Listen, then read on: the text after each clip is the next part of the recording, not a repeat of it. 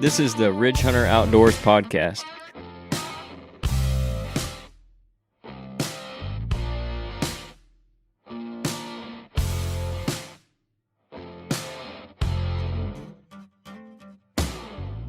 Hey, what's up, everybody? We're here at the Iowa Deer Classic.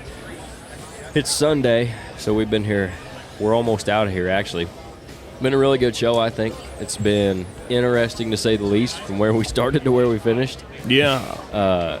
Everybody up here, as far as the show goes, has been super accommodating and been working with us. So, especially for anybody listening that'd be interested in like having a booth up here or anything and actually working with the show, completely recommend these guys. I think they do as good a job as anybody.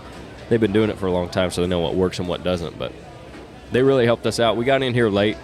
I drugged my feet getting into this place, which I talked about on a couple of the other podcasts. Like, we were on the upper level, which was good enough of them anyway to accommodate us that way and put some booths upstairs because they were out of room on the bottom floors.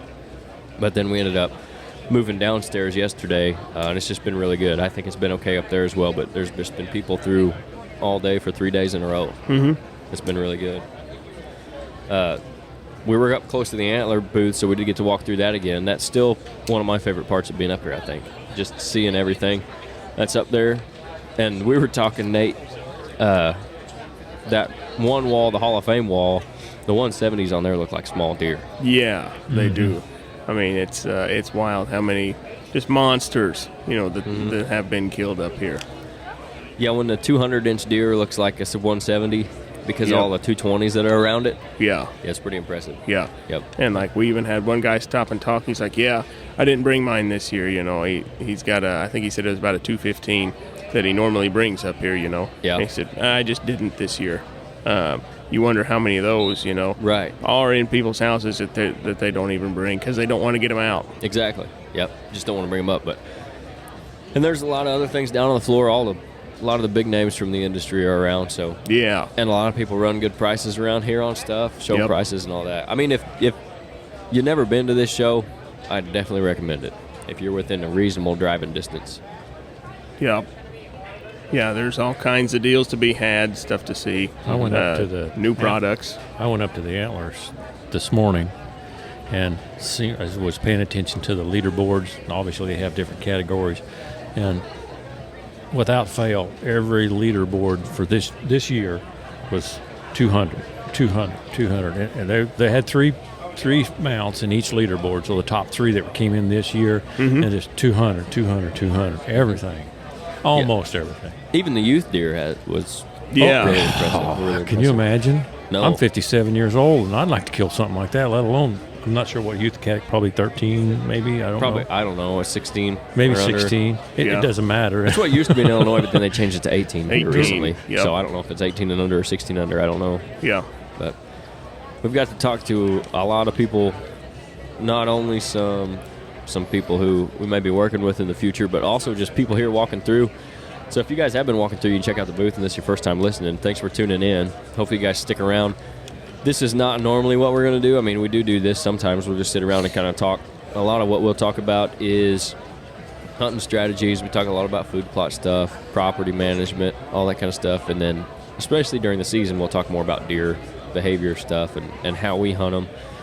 And then we'll get on here and just tell stories about hunting too. So we try to keep it somewhat informative, somewhat entertaining, which is partially what Jeff's for. Information or entertainment? Yeah, information, clearly. Partly. Yeah, partly. You guys went up to the seminar with Raised Hunting. Yes. Was it Dan and Easton? Dan was doing the seminar. Okay. Boy Easton was running the shop down there, or the booth. But yeah. How was that? It was good. I thought it was very informative. I I kind of mentioned this on a podcast back before about the scents that we use need to be tarsal or glandular scents instead of urine scents. I can't remember what episode that was, but that's something that you started doing there at home, was using tarsal glands to make the scents, and it worked out really well. Well, lo and behold, David with Raised Hunting has started using scents, not tarsal scents, but glandular scents also. And just talking to him, even after the seminar, he seems to think that that's the way that the industry is going to go. And so it may take a while, but he thinks that's the new way to go with it. And so it's just getting the word out and getting people to try it and see what the results is.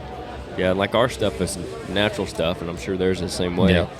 It's not something that you can, I mean, I'm sure they're going to start doing it, but like all the urine stuff, a lot of that stuff's just made up in a lab somewhere, or a lot of the components of it anyway. It's not all just natural stuff, and there's not as much communication that goes on with that as people think there are, as far as the urine goes. Right, as far it's as a lot the more urine glandular. Yeah, and he had some good ideas on how to get the deer coming to your stand. Putting up, making your own rub trees and using the glandular blends, on the rub trees and stuff. It was a real interesting seminar. I thought I'm going to try some of his tactics that I learned.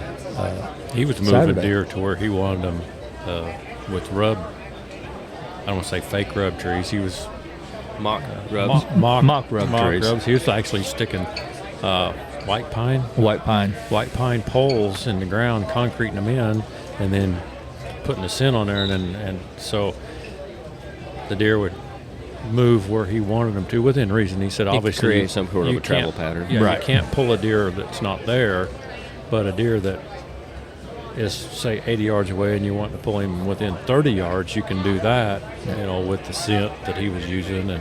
And he said he didn't used to concrete them in, but they just bowled them over. Yeah. And Yeah. so that was, I don't know. I mean, it works for him. I've been around the industry for a long time, and sometimes you got to say, no, you got to call BS on a few things, but I didn't feel like I needed to do that in the 30 minutes that we were there. Did you, Jeff? No, I thought it was real good, well presented, and he made his case. And like I said, he just watching it and the videos that he had to prove it. He wasn't just up there talking; he actually had videos to show it. And I'm willing to try it. I got a property that I'm wanting to try it on this summer. Yeah, and you talked to him a little bit. Hopefully we'll be able to get one of them on the podcast at some point and talk more about what they do and their brand and all that, and then maybe what you're talking about here, like what he did up there for the seminar. It'd be interesting to have him on to talk about it, more. Easton's supposed to stop by here after a while and talk to us. So Yeah. I was hoping maybe we'd get somebody on while we're up here, but you hate to drag someone away from their booth or take their time like that. Right. Because they're here to talk to people too, Yeah. just like we are. So I think it's been overall pretty good. Like I said, we're in not the main hall. I forget what it's even called, like the AB hall or something like that. The North Hall. Is this I think the it's North the North Hall? Okay. So, but there's all kinds of good stuff even in here. I mean, it's a little bit different. It's not quite as big and open as the other hall is. There's obviously not as much room in here, but there's still a lot of people filtering through, and a lot of good booths in here. It's a lot of interesting stuff. There's some decent food around from some of the vendors. Yeah. So, and met a lot of nice people, good people too. yep, for sure.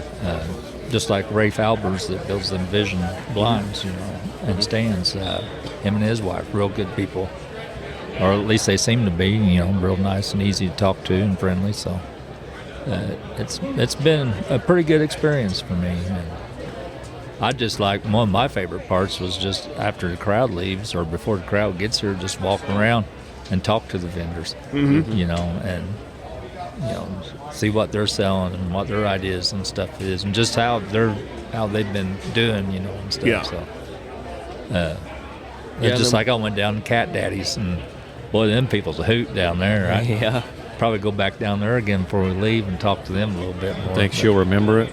I doubt it, but Nothing wrong with that. no, It was Saturday night. yes, it was. She was having a good time. Yeah.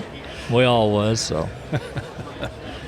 Yeah, and then we got to talk to some more people, like I said yesterday, make some connections with some guys that hopefully we'll be able to have on the podcast, like Austin with the Tactical Approach Outdoors.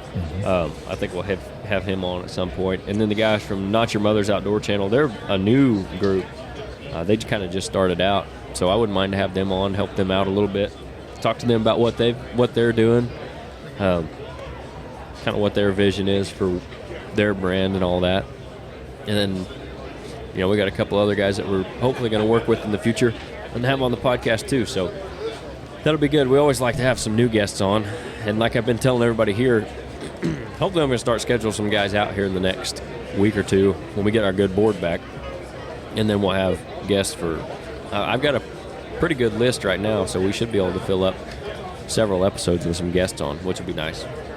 Just if you do talk to David and Easton, tell them that Williams sent them to you. Somebody put the wrong name on my name card. Nope. No, that's your legal name. Not the name I go by. I could have put Cy on there. You could have put a lot of things. You're you could have put my name Jeff and then made things a lot easier. That's what I'll put next year. I'll put my name Jeff. My name Jeff. That's when I need my other board. Yeah. My name is Jeff. So anyhow. When they come looking for William, we'll know. Yeah. That's right. Well, who? Yeah. Everybody hollers, "Hey, William," and I just keep walking. And I don't know they're talking to me. And I have to look down and look like, oh, okay. I don't know any William. Yeah. We're like go Indian and put it on top of the board. Yeah. It's been. There's it's been David a good there. weekend again. David. Hey, buddy, how's it going? Yeah. You want on? Good Gotta deal. go make money. Gotta go make money. There right. you go. You too, David. See you soon. Yeah, so he's been doing seminars all weekend. I know they've had some bigger guys doing some, like him and some other guys doing some seminars. Nick Munt from Bone Collector was here doing a couple. I think those would have been fun just to go listen to, probably enjoyable. Tom Nelson was up here doing a couple seminars as well. Actually, yesterday, I think Bill Winke was up at one of the booths. Roger Ragland is here today at one of the booths. There have been some other guys filtering in and out kind of with the companies they work with. So that's another thing. You get up here, your favorite outdoor show or whatever, you never knew who might be at a booth. The Midwest Whitetail guys are here again. Me and Nate got to talk to one of their interns this year. He'd been in Iowa for 5 days. Yep. Mississippi, Louisiana. Where was he? Was from? Louisiana. Yeah, he was from way south. Yeah, he said it was cold up here. Yeah.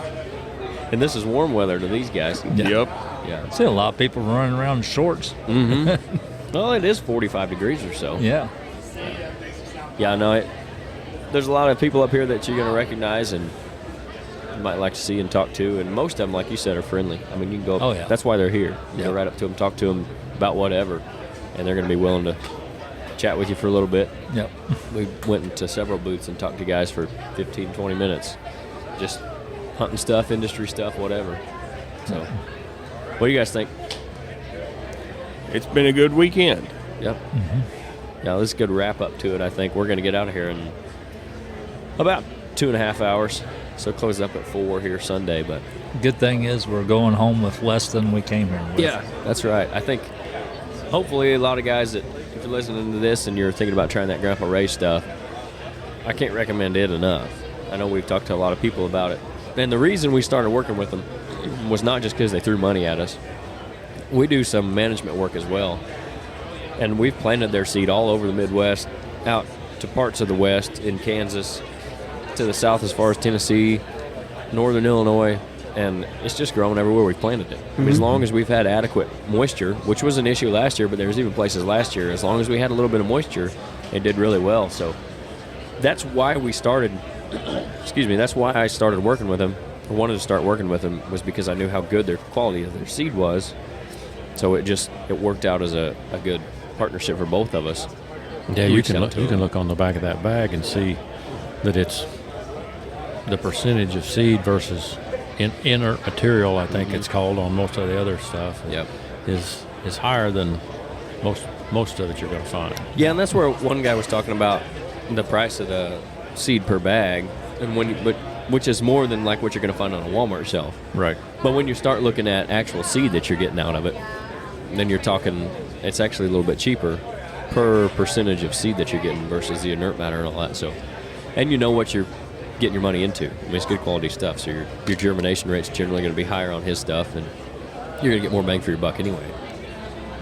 Which again is why I started using them in the first place, because I was looking for somebody who had mixes that didn't have a lot of filler or like buzzword seed in them. Like there's a lot of seed blends out there that just have wasted space.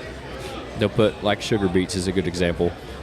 If you see that, it's really like a marketing word. You have to have so many seeds, so much seed of sugar beets per acre that you can't fit into a bag with another blend. So they just throw it in there, run the price up because it says sugar beets on it, and you're really only getting one plant for every 4 or 5 feet. That's actually a sugar beet. The deer love it, but unless you're just planting straight, I mean, you're kind of wasting your money on the blend that it is. Right. And there's a lot of other blends where they may have 2 or 3 things in it that need to be planted a month and a half before the other stuff that's in it. So all the planting times aren't the same. So that's another thing that I was looking for in Grandpa Ray's is he knows his stuff, so he knows that the blends he puts together, everything in that blend needs to be planted around the same time. Right. It's not going to be something that. It's not going to be something that. We got some guys here. Yeah, sorry, I thought I got away from the mic, but I did. That's fine. That's part of being at the show. Yeah, my bad. Oh, but it's going to be stuff that is all going to grow well together. It's going to work well together. It's going to have a lot of nutritional value as well as attractiveness value. So that's why we started working with him. And like I said, anybody that's been thinking about it or that we've talked to about it, try it. Buy one bag of it, try it out, and I promise you'll be happy, satisfied with the results from it. And the same way with racks, we were able to help out.